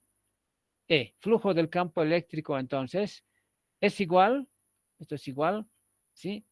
Al campo eléctrico de esta figura, o sea, de este cuerpo cargado, ¿sí? Multiplicado por todos los elementos de área que rodean a la carga, ¿de acuerdo? Todos los elementos de área que rodean a la carga. Entonces, el flujo es el producto, entonces, escalar, producto escalar del campo eléctrico por el área por el que fluye. ¿Ya? Eso se llama flujo eléctrico. ¿Sí? Entonces, el flujo alrededor de esta carga va a ser la suma, este integral es la suma, ¿sí? De todos los pequeños flujos. Estos son los pequeños flujos. El campo eléctrico multiplicado por el diferencial de área me da un diferencial de flujo. ¿Ya? Entonces, el flujo total es la suma de los flujos parciales. Estos son los flujos parciales. ¿Sí? Y el teorema de Gauss dice que el flujo total de esta carga es igual a la carga encerrada por la superficie de Gauss dividida entre epsilon 0. ¿Ya? Ese es el teorema de Gauss. Y eso es lo que hay que aprenderse bien de la ley de Gauss o del teorema de Gauss. ¿Sí? ¿A qué es igual el flujo del campo eléctrico? Entonces, otra vuelta. El flujo del campo eléctrico es igual a la carga neta encerrada por la superficie de Gauss dividida entre epsilon 0. ¿Ya? A eso se llama flujo eléctrico. ¿Sí? Entonces aquí está la carga y esta es la superficie que envuelve la carga. Cualquiera de estas, ¿no? S1, S2, S3. ¿Ya? Entonces, al hallar el flujo del campo eléctrico en esta superficie, S1, S2 o S3, o cualquier otra superficie, ¿sí? Ese flujo es igual a la carga neta encerrada por la superficie dividida entre epsilon 0. Eso es igual a qué carga está encerrada dividido entre epsilon 0. ¿De acuerdo? Así es. Entonces, la importancia del teorema de Gauss es que a partir de esta igualdad, ¿sí? Yo puedo determinar el campo eléctrico. Este campo eléctrico puedo determinar, ¿sí? ¿De qué manera? ¿De qué manera? Eligiendo un área de modo que el campo eléctrico no dependa de ese área. ¿Sí? Ese es el secreto. ¿De acuerdo? O sea, yo voy a calcular el campo eléctrico, ¿sí? Siempre que yo tenga una geometría donde el campo eléctrico no varía con esa geometría, es constante en esa geometría, ¿sí? Y eso es igual a la carga encerrada por la superficie dividida entre epsilon cero, ¿ya? Entonces, esto es lo que hay que aprender de la ley de Gauss, aprender a manejar esta fórmula, ¿ya? Esta fórmula hay que aprender a manejar.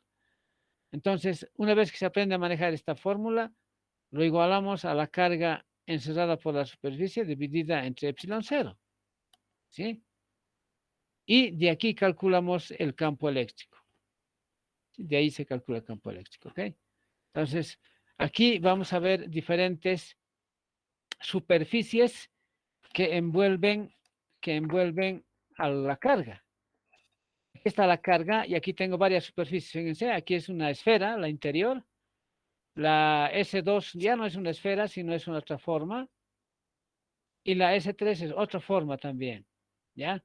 Pero independientemente de qué forma sea la superficie envoltoria, o sea, la superficie que envuelve la carga, ¿sí? La superficie envolvente, si quieren, envolvente, sin importar de qué forma sea, la suma del flujo eléctrico sobre el área total que rodea a la carga, eso debe ser igual a la carga encerrada dividida entre epsilon cero, ¿ya? Eso es bien importante. Entonces, esto tiene prácticamente en sus aplicaciones inmediatas, ¿no? Ya, entonces vamos a ver antes de ver ejercicios, antes de ver una explicación, digamos, concreta del campo eléctrico, vamos a ver cómo es el flujo eléctrico en algunos casos. Por ejemplo, aquí, ¿no? Aquí tengo un dipolo eléctrico. Este es más y este es menos, ¿sí?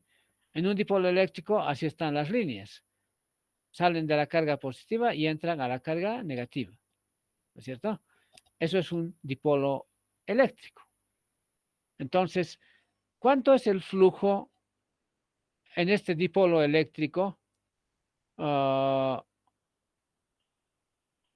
cuando yo envuelvo, cuando yo, digamos, trato de determinar el flujo neto de este dipolo?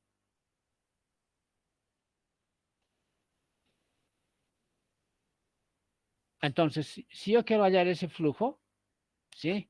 Voy a elegir una superficie de Gauss que envuelve las cargas, ¿no? Y aquí estoy eligiendo esta superficie de Gauss, ¿ya? Que parece un ovoide, ¿no? Un ovoide sería un huevo. Entonces, fíjense, el campo eléctrico sale de la carga positiva y entra en la negativa, ¿de acuerdo? Ahora, hay líneas de campo eléctrico que salen fuera del cuerpo y entran también al cuerpo. Aquí salen del cuerpo, este lado, y aquí entran, ¿no es cierto? Y lo mismo ocurre con este lado. Aquí también sale el campo eléctrico y entra, ¿no? Sale el campo eléctrico de un lado y entra en el otro lado, ¿ya? Entonces, a eso se llama flujo del campo eléctrico, ¿sí? Ahora, fíjense aquí en este ejercicio, ¿cuánto vale el flujo del campo eléctrico? Aquí estoy eligiendo una superficie de Gauss, esta superficie que está en color gris, y me piden hallar el flujo del campo eléctrico sobre esa superficie, ¿no? Sobre ese cuerpo. Entonces veo el problema y yo digo que el flujo eléctrico es nulo, es cero, ¿sí? ¿Estaré equivocado si digo que el flujo neto es cero?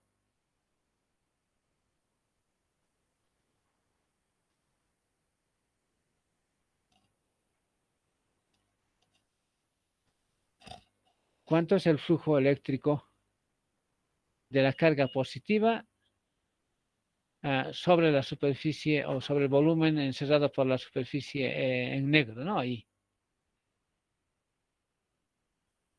O en este otro, finalmente, ¿no? ¿Cuánto es el flujo eléctrico de esta carga positiva? ¿Sí? A una distancia R. La distancia R va a estar dada aquí.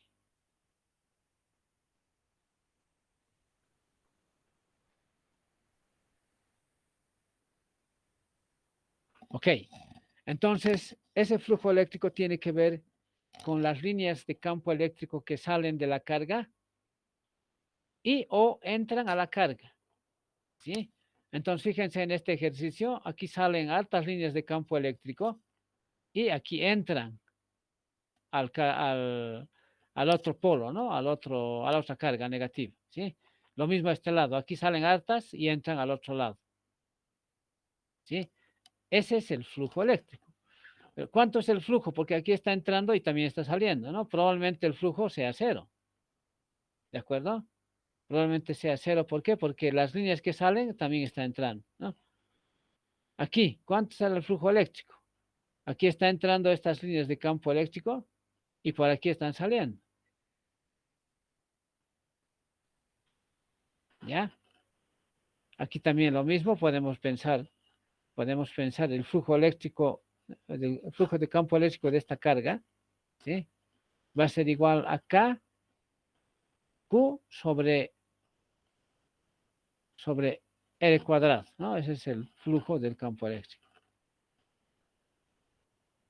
Ok, entonces ahora lo que vemos es a calcular, aprender a usar la fórmula de Gauss para calcular campos eléctricos, ¿ya? Pero antes de entrar a hacer ejercicios para determinar el campo eléctrico, vamos a ver analogías del campo eléctrico, ¿ya? Por ejemplo, así sería la forma del campo eléctrico de una esfera, ¿ya? Una esfera cargada tiene su campo eléctrico radial, ya está saliendo de la esfera en dirección de su radio, ¿no? Las líneas de campo eléctrico.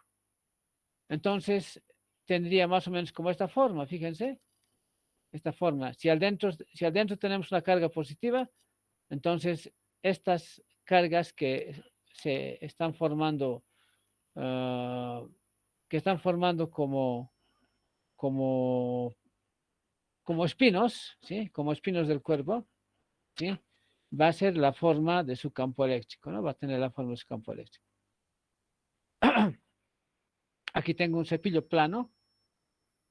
En este cepillo plano, igual, yo puedo ver que sus cerdas, están los puntos estos, son su campo eléctrico.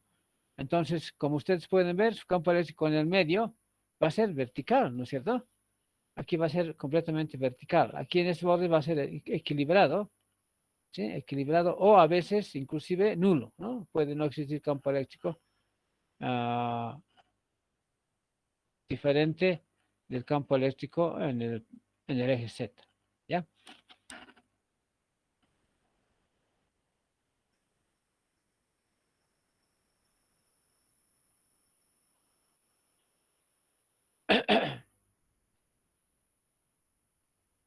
Ok, entonces aquí tengo representaciones de lo que podría ser el campo eléctrico de manera gráfica, ¿no? Este sería el campo eléctrico de una esfera cargada. Aquí tendría el campo eléctrico de un alambre o de un cilindro cargado, ¿sí? Esto. Y este sería el campo eléctrico de una lámina o de una placa cargada, ¿ya? Aplicación de la ley de Gauss. Un cuerpo regular cargado uniformemente tendrá sus líneas de flujo eléctrico de una forma que se corresponda con su forma geométrica, ¿ya? Eso es bien importante, ¿sí? El cuerpo cargado va a reflejar la forma del cuerpo, del cual, digamos, del cual se ha quitado la carga o al cual se ha añadido una carga, ¿no? Eso va a ser digamos, nos va a determinar cómo es el flujo eléctrico de estas cargas, ¿no? De estas cargas con esa geometría, ¿ya? Un cuerpo regular cargado uniformemente tendrá sus líneas de flujo eléctrico de una forma que se corresponda con su forma geométrica, dice, ¿no? Entonces, quiere decir que yo tengo una esfera cargada, ¿sí? Con su carga positiva hacia afuera, ¿sí? Eso yo lo puedo emplear para determinar el campo eléctrico de ese objeto, de ese cuerpo, ¿no? Por eso dice, esto hace posible determinar la intensidad de campo eléctrico sobre una superficie que la envuelva simétricamente, ¿ya? Entonces aquí yo tengo el campo eléctrico de esta carga, y tengo la distancia a la cual estoy evaluando el campo eléctrico, que es R, ¿no? La distancia es R. Entonces, ¿cuánto vale el flujo? Aquí está el flujo. Flujo del campo eléctrico a lo largo del anillo que envuelve esta carga es igual a esto, ¿no? Y eso es carga sobre epsilon 0. Carga sobre eso.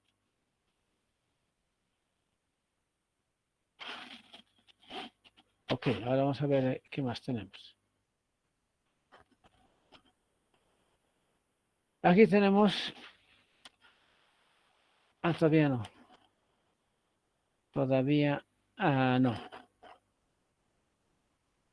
Ok, entonces aquí vamos a ver estos ejemplos de cómo se determina el campo eléctrico de superficies u objetos cargados uniformemente, ¿ya? Uniformemente. Entonces, fíjense, aquí ya tengo el primer ejercicio.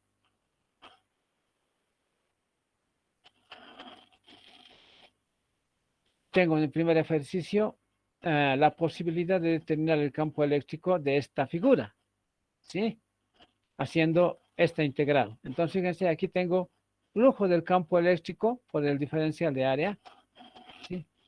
Este es el flujo del campo eléctrico. Ese flujo tiene que estar entre la carga Q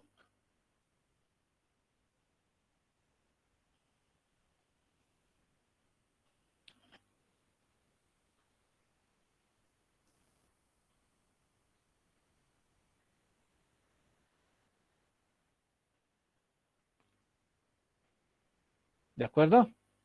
Ok, entonces fíjense aquí. Aquí estoy aplicando la ley de Gauss ya. Entonces tengo flujo del campo eléctrico, es campo eléctrico escalar. Este producto, este puntito quiere decir producto escalar, ¿ya? Producto escalar. Entonces, el flujo del campo eléctrico multiplicado escalarmente por el área por el que va a fluir, ¿sí? Eso es igual a la carga sobre epsilon 0. Así dice el teorema de Gauss, ¿ya? Entonces, ¿qué tengo en esta integral? Si la figura es simétrica como una esfera, entonces el campo eléctrico va a ser igualito en todos los puntos alrededor de la esfera, ¿no es cierto? Va a ser igual en tamaño, no en dirección, porque siempre va a haber una dirección, digamos, diferente, ¿no es cierto? O a lo sumo, un campo eléctrico contrapuesto, ¿no? Al revés, para el campo eléctrico observado o dado. Aquí está entonces la ley de Gauss. Dice la integral, o si quieren, el flujo. El flujo del campo eléctrico en este área, sobre este área, es igual a Q sobre epsilon 0. Entonces, de aquí despejamos el EA, o sea, despejamos prácticamente este producto del campo eléctrico por el área, ¿no? Este es el campo eléctrico por el área. Producto de esta integral, ¿no? El hecho de que el campo eléctrico sea independiente del área me permite hacer el producto del campo eléctrico por el área. ¿Por qué? Porque el campo eléctrico no varía a esta distancia, ¿ya? Hasta la distancia R no varía. Por eso es que yo estoy integrando este primer miembro simplemente con EA, nada más. Ahora, si en esta expresión reemplazamos las constantes K, etcétera, entonces se encuentra que el flujo del campo eléctrico, ¿sí? Carga sobre epsilon 0, entonces es igual. El flujo del campo eléctrico va a ser igual a 9 sobre epsilon 0, no es 9, perdón, Q. Va a ser Q sobre epsilon 0, Q sobre epsilon 0, y en la carga total, ¿no? Encerrada por la superficie de Gauss. Y esto es entonces el campo eléctrico, de aquí despejo el campo eléctrico, que es la carga total encerrada por la superficie de Gauss, dividida entre 4pi epsilon RL, que es el área que rodea a la carga, es 4pi R cuadrado, ¿no es cierto? 4pi R cuadrado es el área que 4pi R cuadrado es el área que rodea a la esfera aquí, en este caso, ¿no? Aquí, este es otro ejemplo, este es de la esfera. Entonces, el área que rodea a la esfera es 4pi R cuadrado. Entonces, su campo eléctrico es la carga encerrada por la superficie de Gauss dividida entre la superficie de Gauss, que es 4pi R cuadrado. ¿Ya? Entonces, de esa manera se calcula el campo eléctrico, en este caso, de una esfera cargada, ¿no? de una carga en el punto medio. Si yo tengo más bien, en lugar de una carga, tengo un alambre cargado. Aquí está, este es un alambre cargado, ¿no? La de verde. ¿Sí? Y esta es la forma como se aplica la ley de Gauss para este caso del alambre cargado. ¿Ya? El flujo del campo eléctrico es este, ¿sí? Y el flujo me va a dar siempre igual a la carga sobre epsilon 0, ¿sí? La carga es la carga encerrada por la superficie de Gauss. Y aquí la superficie de Gauss va a ser un cilindro, ¿no? Este cilindro rosado. Entonces, carga sobre epsilon 0. El flujo es campo eléctrico por área, ¿sí? Eso me da esta integral. Y eso es carga encerrada dividida entre epsilon 0. Ahora, despejando de acá E, el campo eléctrico me da campo eléctrico igual carga sobre epsilon 0, aquí está epsilon 0, sobre el área de este cilindro. El área de este cilindro es el perímetro multiplicado por la altura, o sea, es 2pi r, que sería el perímetro, multiplicado por la altura, que es L, ¿no es cierto? Que es L. Entonces va a ser esto, va a ser 2pi, aquí debe ser 2pi epsilon r por L, ¿ya? 2pi epsilon r por L. A ver, carga sobre epsilon 0.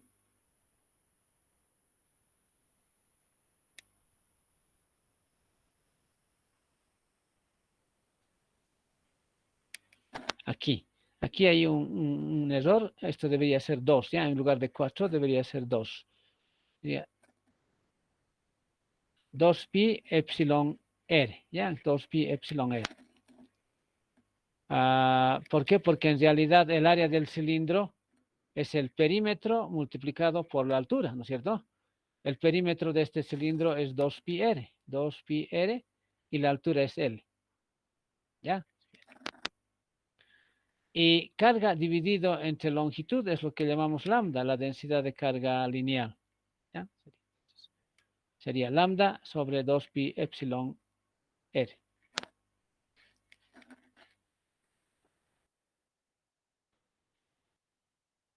Aquí tengo el caso del campo eléctrico de una placa. Esta es una placa cargada con una densidad superficial de carga sigma, ¿sí? A la placa cargada.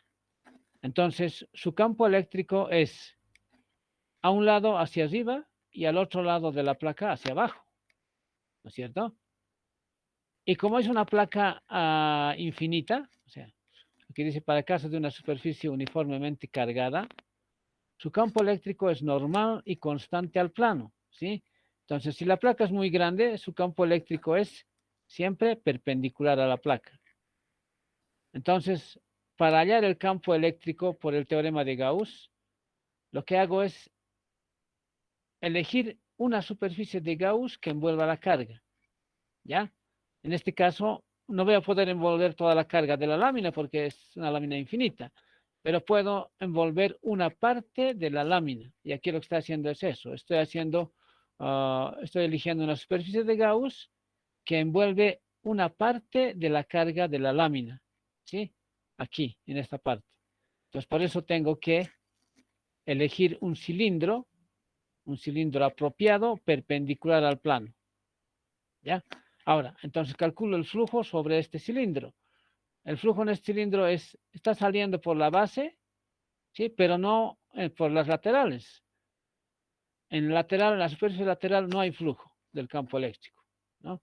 Solamente hay en esta base de acá, en la base superior, flujo. Hay flujo de campo eléctrico. Entonces, ¿cuánto es el campo eléctrico?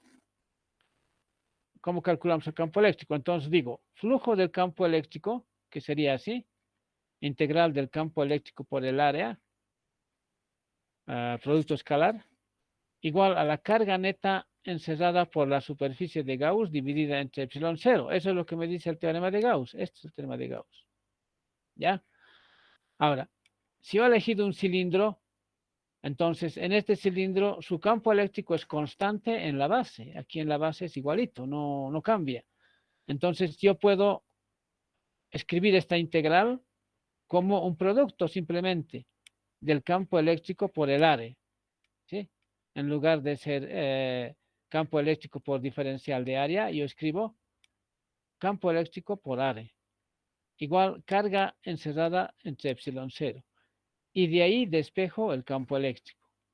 Entonces, despejando el campo eléctrico me sale carga sobre 2A epsilon cero, ¿no es cierto? ¿Por qué 2A? Porque el área por el que fluye es dos veces. Aquí por este lado sale una vez y hacia abajo del plano también sale el campo eléctrico. Entonces son dos superficies, dos bases por las que sale el campo eléctrico, ¿no? Entonces, aquí está, el área de abajo y el área de arriba, ¿no? Y eso que es igual, aquí es Q sobre área, es la densidad de carga, ¿no es cierto? Es lo que está aquí, sigma. La carga dividida entre A es sigma. Entonces va a ser sigma sobre 2 epsilon 0. ¿Ya? Entonces, esa es la forma de calcular el campo eléctrico con el teorema de Gauss, ¿ya? Para un alambre, un plano, ¿sí? O un cilindro, ¿no? Un cilindro. Okay, entonces, bueno, ya son las 16. Entonces, voy a indicarles que este resultado es bien importante, ya que lo asimilen, este resultado para el campo eléctrico de una lámina, que es sigma sobre 2 epsilon 0. Esto es bien importante, ¿sí? ¿Por qué? Porque hay muchos problemas, ¿sí?, que se dan con planos cargados, ¿ya?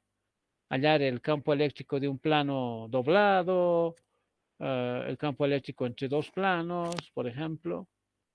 ¿Qué más? El campo eléctrico entre tres planos o cuatro planos, etcétera. Ya hay varios tipos de problemas que se resuelven con esta fórmula, ¿sí? Con la fórmula del campo eléctrico de un plano infinito, ¿no? Este de acá. Ok, bueno, entonces prácticamente con esto, digamos, acabaríamos esta parte, pero antes de cerrar, quisiera saber si tienen ustedes alguna duda, alguna observación para que pueda hacerles la respectiva aclaración.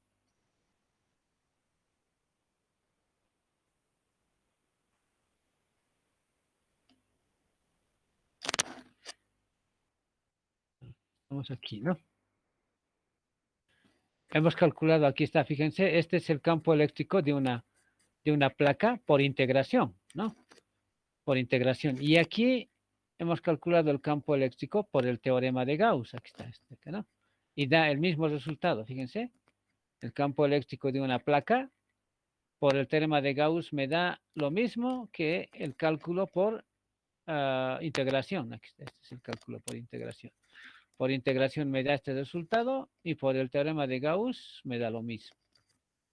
Lo mismo, ¿no?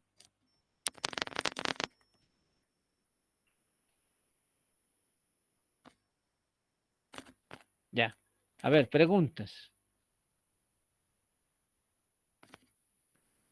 Veamos si aquí hay alguien que quiera.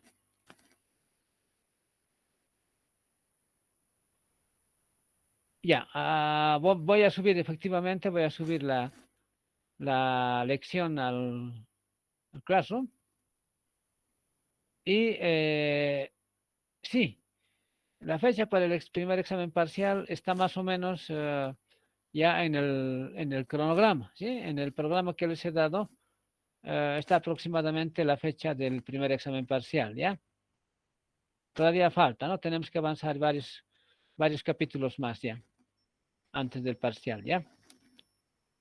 ¿Alguna otra pregunta de alguien?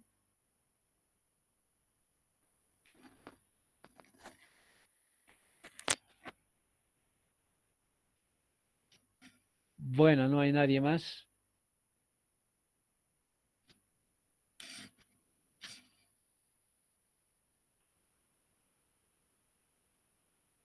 Perdón, entonces vamos a cerrar aquí la clase de hoy, ¿ya?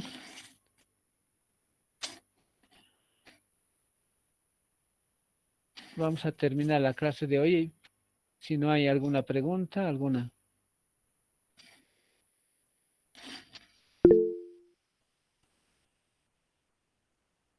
Ok, entonces que les vaya muy bien.